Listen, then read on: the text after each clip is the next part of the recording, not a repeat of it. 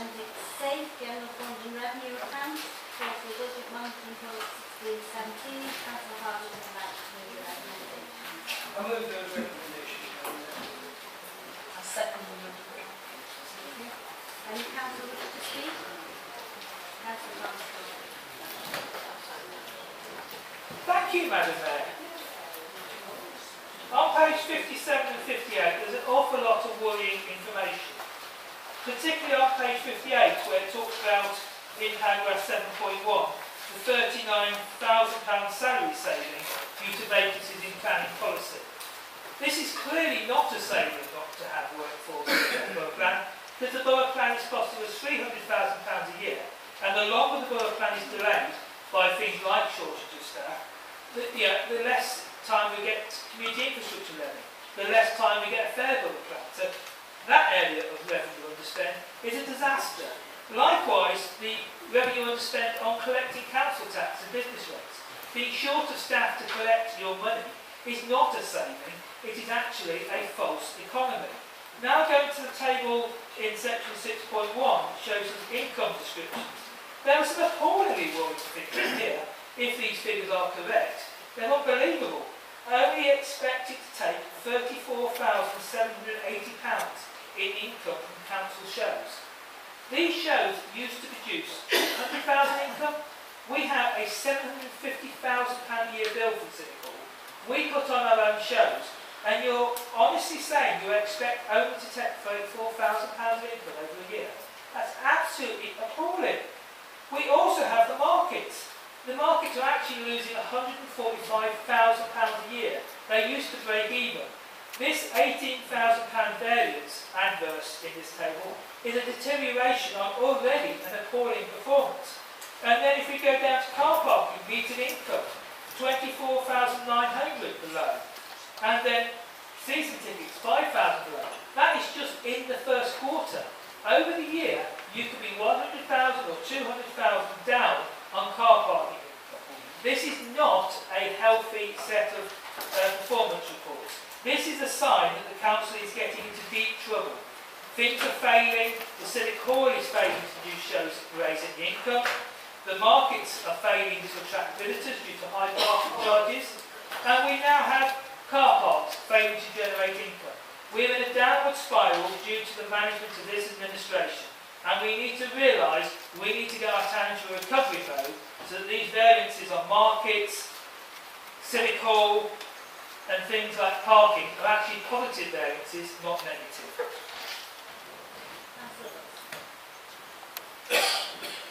Thank you, Madam Mayor.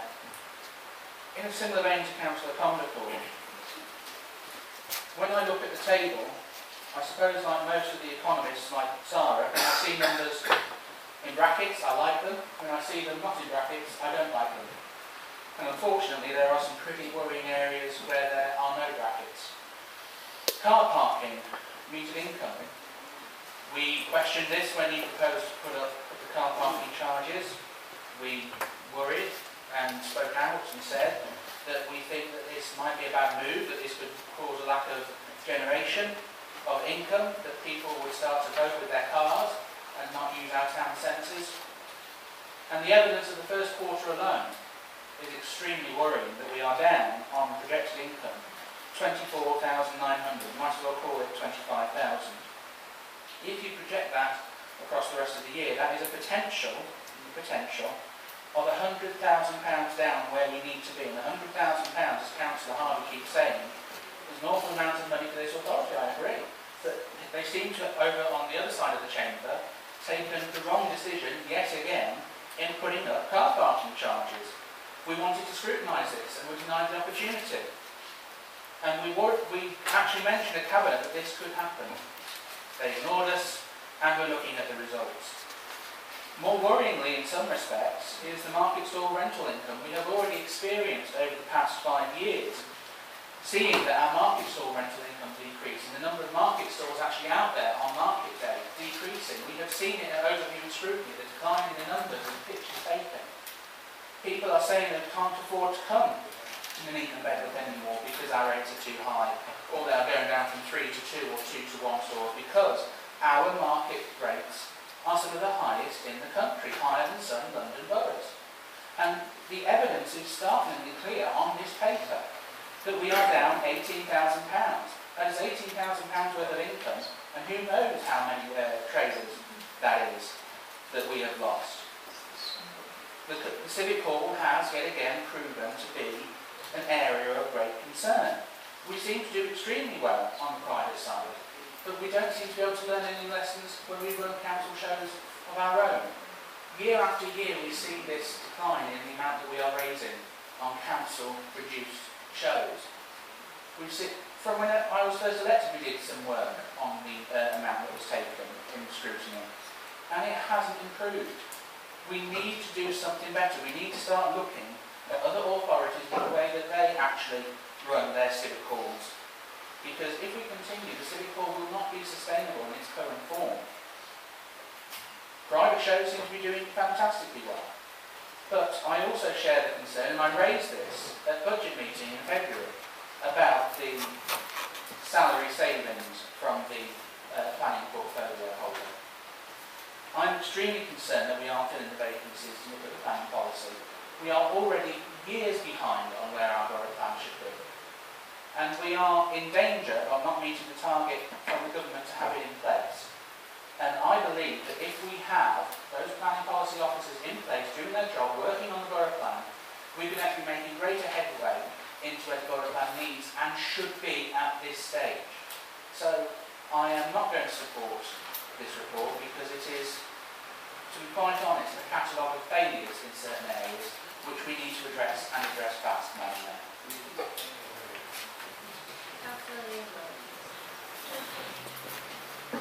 Thank you, Madam Mayor.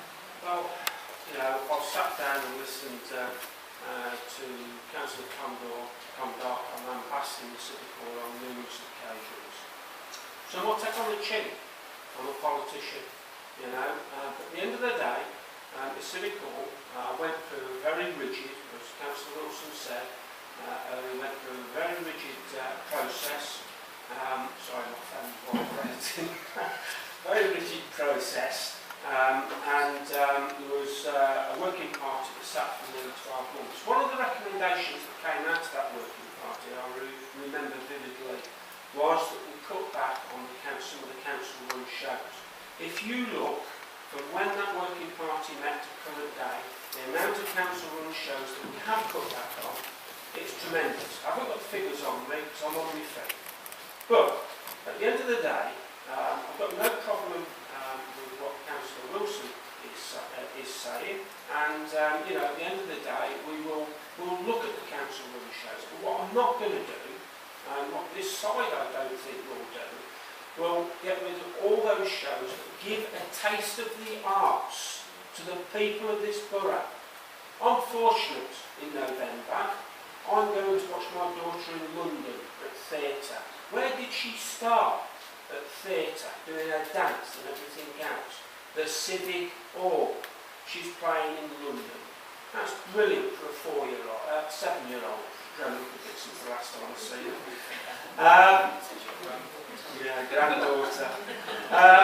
But at the end of the day, Madam Mayor, I'm not going to take this constant bickering from Councillor Condarka about the staff of the big Civic Hall and how they're running that Civic Hall, which is continuous on websites in the paper by this gentleman.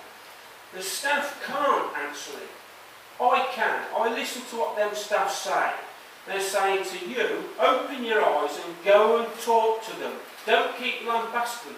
As if you've got the bottle, because they're very annoyed with some of the things you say. Not me, I don't get annoyed with you. I don't listen to you. But the staff do. They don't like it. They're doing a wonderful job at the Civic Hall. I can't, 100% the staff there pull all the stops out to make that place run. And it runs for the community of Nuneaton and Bedworth. It helps children, adults alike, like my granddaughter, proceed to places like London. A lot of residents in this borough can't go and see some of these shows in London. They can't afford it. They can't get a taste of ballet, opera, big bands.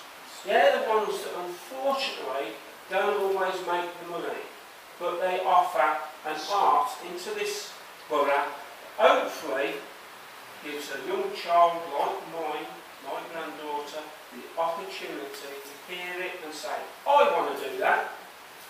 And if that does just one person in this borough, I think it's been worthwhile. So I don't listen to what Councillor Condarker keeps peddling, because it's a load of rubbish.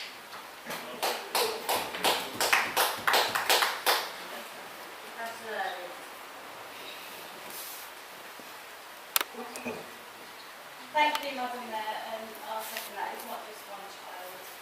But I wanted to address all the disquiet about car park charges. If car park charges were really the reason for suggested decline in town centre income, then surely London would have shut down long ago and relocated elsewhere. I suggest that the real reason is Tory government's sustained, let's face it, nasty attacks on people's standards of living. People working, on Radio 4 today they were talking about care workers earning £3.27 per hour, and Hermes delivery drivers working from 7:30 in the morning to 8:30 PM, 7 days a week, for less than minimum wage. People are too exhausted to go around the markets on Saturday afternoon, even if they're not working long into their retirement for poverty wages. So I suggest, instead of blaming this Labour Council for any decline, you look at apportioning blame where it really belongs. This council has the best interests of the many, not just the few who are probably shopping on the internet at this moment for diamond-encrusted lamps for their 7th yacht. So stop harping on about car parking charges. I'm on eBay right now.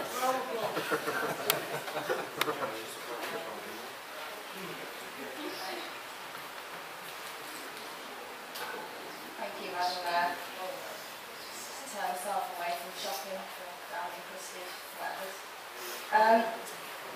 Just a little point as well to raise. It has been voted for, and we've been a connectivity project in this chamber. It was a recorded vote in December 2014.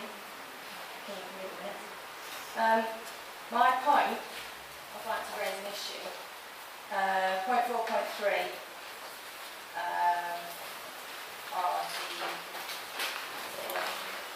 business rates, yeah. Oh, it's 11 things, so I'm not breaking. It reads, oh yeah, page 54, sorry.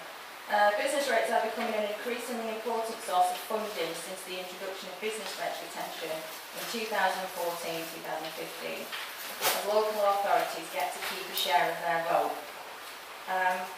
Warwickshire County Council have submitted a planning application to themselves, I don't know if you're aware of this, for planning permission for the construction and operation of a car park on land opposite Bermuda train station on St George's Way, Nuneaton, with this council included in the statutory consultee list. The planning statement for the application states... Madam Mayor, I need to take advice if I need to declare interest and perhaps leave the room as a member of the regulatory committee at Warwickshire County Council. We will be hearing that application.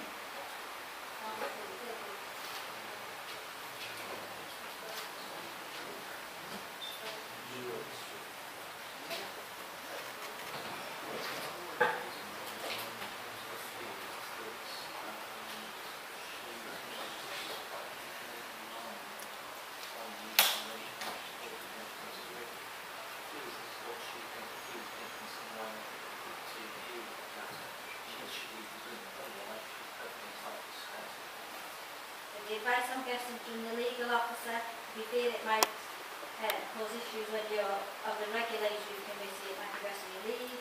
If it doesn't have any effect here, so to tell you this. I will leave the committee.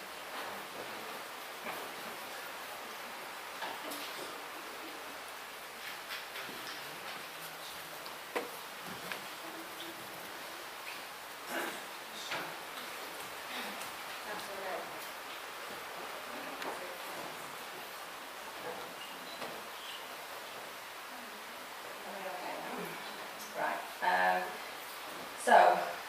the planning statement for this application states, if the Bermuda Connection Scheme proceeds to completion, the majority of car parking provision for the Bermuda train station on St George's Way must be removed in order to ensure traffic flow is not compromised. It also says it says it's to service the substantial growth forecast along the M69 corridor and an increase in employment opportunities planned in Coventry. This is the actual planning statement. You might be wondering why I'm bringing this up, as it's not relevant, but bear with me. I attended a County Council Cabinet meeting held on the 12th of November, and Councillor Tandy was in attendance as well. At that meeting, the Director of Public Affairs for UPS and the Managing Director of Healthcare Logistics for UPS also attended. The Director of Public Affairs was speaking about a possible CPO of their land on St George's Way. I'm quoting directly here. UPS opposes the compulsory purchase of any of its land. UPS plans to develop this site to a contract logistic facility which is planned to open in 2017 and will be critical for our ongoing operation in this region. We estimate there will be 100 healthcare jobs from 2017 and 55 general contract logistic jobs from 2018. As part of this, if part of this site is used for a car park, then Point of order. This is not on the agenda. We are discussing the revenue budget, and this council should not be discussing in any way a planning application to the county council, which is a different body.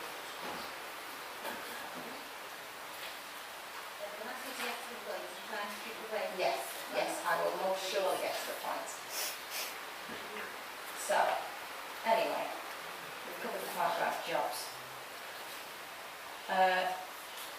Referring back to the business rates are becoming an increasingly important source of funding. Last week we discussed the economic development strategy, which was again roundly accepted. The background of the economic development strategy says to promote growth that will increase employment levels and retain business rates, with Objective 1 saying to support the investment in the borough-wide sub-region by working with landowners and agents that have employment land allocations in the borough plan to make sure this site comes forward. Given that you want to put a car park on UPS, and as the leader likes to tell us about... Okay, so I will retract that small statement. As the leader likes to tell us about all the funding cuts that are subjected on us by Warwickshire County Council, and that Warwickshire County Council takes all of our money, is the leader going to put his money where his mouth is and instruct Nuneaton and Bedworth Borough Council to object to the county plans on economic grounds, as it will lead to the... Councillor Wellesley, keep going back to county plans, that isn't here. I've not finished. Well, basically, the car park doesn't generate business rates, is what I'm trying to get at. The long and the short of it is, jobs off, empty car parks, no business rates. Yeah.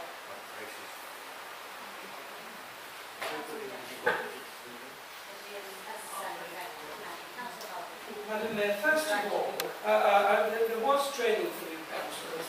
We are meant to discuss the business of this authority. And I'm quite happy, under this general heading, we get this every year, people can bring up everything under the sun, as certain councillors do all the time. But you cannot, under this heading, be discussing planning applications in another authority. That is completely out of order, and I will not be giving my opinion about any planning application to any other authority on which I have no say and I have not even seen. In relation to what we're talking about, Madam Mayor, Councillor Kondaka confused income with profit and loss in relation to the markets, because this is market stall rental income. This isn't talking about the actual expenditure. At that point, we confused that completely.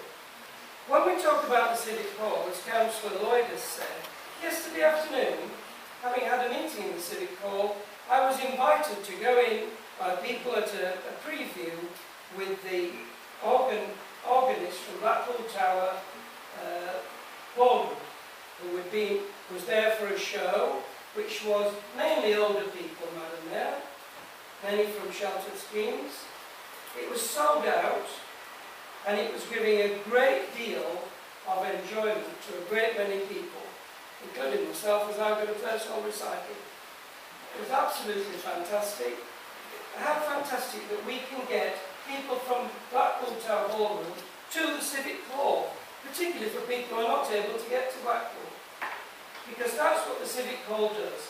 It provides, as has been said, an arts venue for our people here.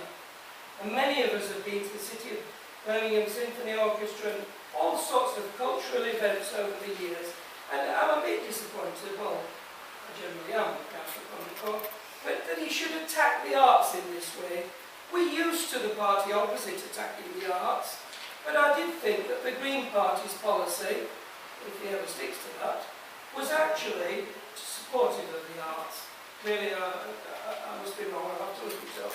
But you know, the arts cost money.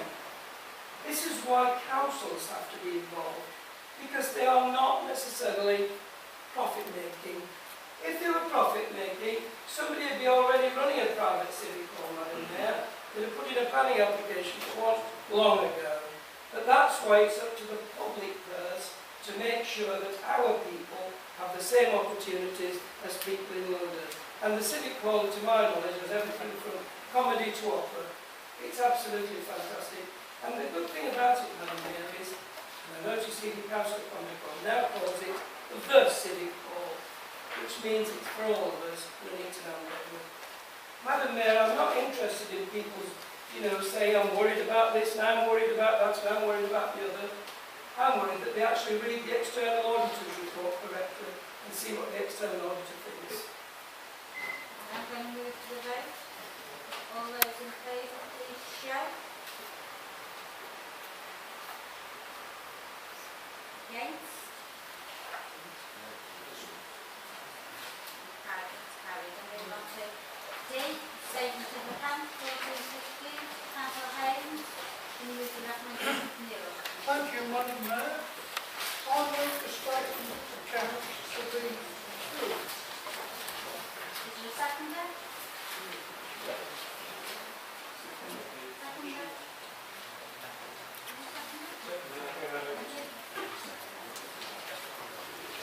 Any member wishes to speak? Thank you, Madam Chair. I'm actually quite good at understanding accounts, and I'm probably one of the few councillors who's read most of these accounts. And I'm a bit confused because they seem to show a totally different picture to what Councillor Harvey keeps saying. He keeps saying that our income is down by 53%, whereas actually when you look at the accounts, particularly on page 70, where are we, 75 and 76, particularly 76, there's a nice table which shows our income is £15 million. Yeah, we do lose money from the changes in government grants, and we are being treated unfairly. I'm not one to defend the Tories' cuts because they're unfair on our council, but they're not 50% cuts. What is happening, if you look down the table, is the revenue support grant is deteriorating massively, and we're getting things like new homes bonus. Yeah, we are losing money. It's not a good news story, but it's not the 50% that Dennis Harvey keeps saying, Councillor Harvey. Also, it's important to know, when looking at these income statements, that in the 15-16, down the bottom, financed by council's precept. That's the council tax. Yes, this council takes 13% of the total precept, but councils like Rugby take about 9%. So it's not actually true that we're that brilliant by taking over 13% of council tax, because that is the highest in Warwickshire. You can actually have councils that have got parish councils, where the parish council plus the district council is cheaper than in Eton and Bedworth. And actually one of the things that makes North Warwickshire particularly expensive for council tax is actually it's a very low population, very rural area. This council is not doing that well at managing its finances. What the glowing report from the auditors say is that the construction of the accounts is good. There's actually no fiddling of the accounts. The accounts are right. It doesn't actually say we're managing our accounts all brilliantly. It is all about we're doing the procedures properly. And it's fascinating looking at the accounts on page 76 with the accounts for next year, which is in the previous report. And if you look at arts and leisure, this year we're expecting to spend £5.59 million on arts and leisure, and last year we seem to have spent £5.7 million on arts and leisure when we're supposed to spend £5.5 million. So we are cutting the arts and leisure budget. The arts and leisure budget is going out of control. I'm a massive supporter of the arts. I regularly, probably once a month, go to the Nuneaton Arts Centre. The Abbey Theatre is now known. Yeah, we do need to support arts. We just need the financial side of the arts to be well managed. We need the booking office to be well managed so that people can book online effectively. So we have the advertising well. It's all about winning things well. It's not about decimating the arts. It's about winning them well. And things like the bar in the arts centres should be run as entrepreneur. Yeah, we should be running these things well. I'm definitely not attacking the arts. I'm attacking how much you waste on providing services. And it's really interesting, the accounts, because we are spending a fortune on arts and leisure and not enough of it in our area.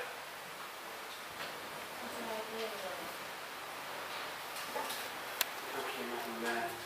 So there we have it. He's admitted it. We're getting 53% cuts in government grant, but we're making money elsewhere. That's good finances, that is, for me. So the auditors are right, and Councillor Condark is wrong. Thank you for admitting it. And secondly, I won't see one iota it's a waste of money spending money on arts. I'm proud of that. I'm proud of it. And finally, I've just got to ask myself, tell me one thing that Councillor Condarka has achieved in this borough. Nothing. I don't think he's achieved anything in his ward or anything in the borough, and he's both a county and borough councillor. So stop knocking people in the civic hall. And what you're going to do, if you want these facilities, Councillor Condarka, get off that saddle. I've told you before, and you've got to start doing your work and not letting your people down, because you obviously ain't doing your job. So that's why 55% of the population of Weddington voted for him. I can't sit here and let personal insults fly. I'm sorry.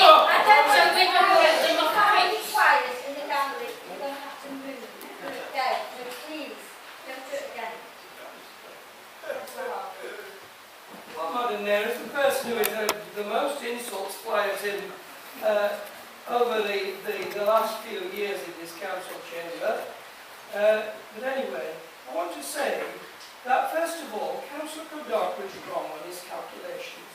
I haven't made up 53%, it's a figure given to me by our financial officers. Is he saying they are wrong? Because this is the drop in money directly from the government. And this is the figure given to me. I repeat it, which is what I would expect us to do. Secondly, in terms of other authorities, you have to look at what the rateable value is of properties. And rateable values in the north here are much less. So in actual fact, when people are paying their council tax, they are paying, on average, a much lower sum. We still have the lowest average council tax. I'll face this way now, in Warwickshire. This is the figure given to me from the officers. We have the lowest average council tax in Warwickshire. In North Warwickshire, their council tax is then added to by the parish councils and makes them more expensive. In fact, just over the border, considerably more expensive, with a lot less facilities. But that happens throughout Warwickshire in actual fact, except for here, where there are no parish councils. So, some of the things that have been said, Madam Mayor, are just plain wrong. And I know that, these things are quoted and so on and so forth, but they are untrue. Just plainly untrue. And the auditor didn't say, well, you do the procedures correctly. The auditor said the council had proper arrangements in all significant aspects to ensure it delivered value for money in its use of resources. That's not to do just with procedures. I'm going to move to the vote. So all those...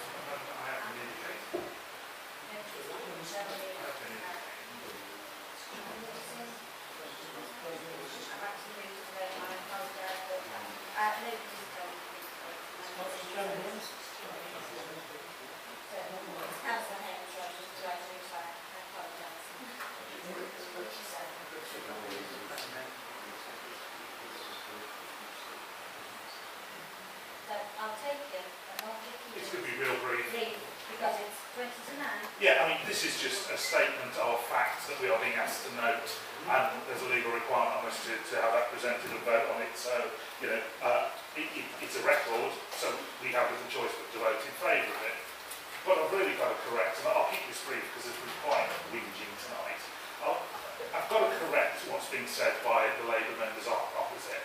And actually, if they want to make this a real case, then let's do that. Let's give the auditor in here, the external auditor, and get them to give us evidence of exactly what they were saying. Because as far as I have seen, what they're saying is your accounts are well prepared. Your procurement, we know, is award-winning. That's taken. What they are not saying is this is a well-run council in terms of the decisions, the priorities, and the way you deliver it. We've seen that there's a lot of variances and it's a basket case. Yes, you record the variances very well, and top marks to officers for doing that, but the leadership is poor, and no external firm of auditors is saying anything to the contrary. Thank you. Madam Mayor, I object to personal insults of that nature which are untrue. How is that personal? Your leader, the leader. Leadership. Councillor Hayes, please ask the... So we're all moderate their language, please. Just want to say that Councillor Condacor usually attends the audit committee, but he didn't attend the last one, and he does have his little say. The auditors gave us a glowing account, saying we were giving value for money in the limited resources that we've got. And no doubt their report will be brought back to, when it's signed off, to the council as a whole, and members can see what the auditors think of our finance department, which is first class without a doubt. I am going to move to the vote. All those in favour, please show. Against? Abstentions? That's carried. That brings me to the end of the proceedings, so I can thank you for